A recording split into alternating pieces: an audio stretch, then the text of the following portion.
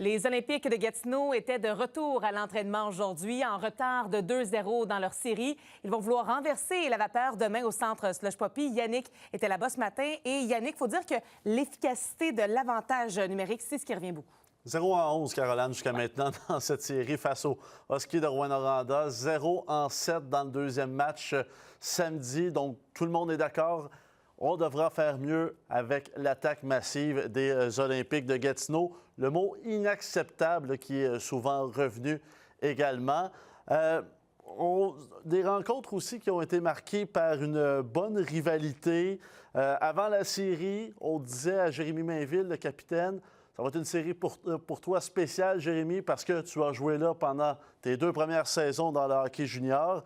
Mais il faut dire que la nostalgie s'est vite terminée après les défaites de 5-1 et de 2-1. En série, on sait qu'il va y avoir de l'animosité. Puis, je pense que c'est comme ça avec n'importe quelle équipe. Mais de les avoir affrontés souvent cette année, puis de savoir qu'on a eu du succès aussi contre eux, puis de savoir qu'on peut faire la job puis de jouer vraiment mieux que ce qu'on a fait, bien, ça nous motive justement à jouer avec plus d'émotion puis à créer cette rivalité-là avec eux. Évidemment, on va suivre ça demain. On y sera d'ailleurs Oui. au centre Slush Poppy. Yannick, tu veux maintenant nous parler d'un athlète paralympique qui connaît beaucoup de succès. Le Gatinois Alexis Guimond qui a connu toute une saison 2025, une autre bonne saison pour lui, malgré une frousse avant même la première Coupe du monde en décembre dernier. Contusion à la colonne, commotion et tout. Donc, Alexis Guimond n'a pas eu un début de saison facile. Puis je me suis retrouvé, dans le fond, en début d'année, en janvier, je me suis retrouvé en pleine Coupe du monde encore. Donc... Heureusement pour lui, il a pu revenir à la compétition rapidement. Il a attaqué ses premières descentes sans complexe. Je suis arrivé en Saint-Moritz, deuxième place aux 2 géants.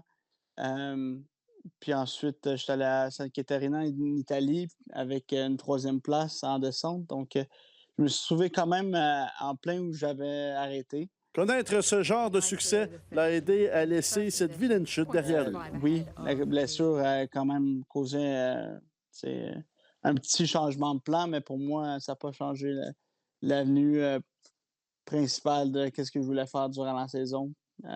Me retrouver sur le podium en Coupe du monde. Comme athlète paralympique, des défis, ça fait partie de son quotidien. Oui, bien moi, j'ai un handicap de mon côté droit, j'ai une hémiplégie.